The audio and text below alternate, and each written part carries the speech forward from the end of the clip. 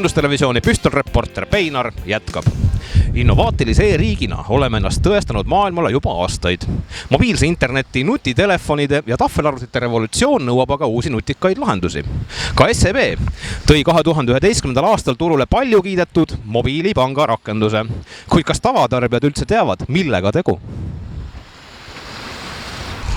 En tiedä. Kes seda teab, aga... Olge, aitäh teile! What's up? What's up?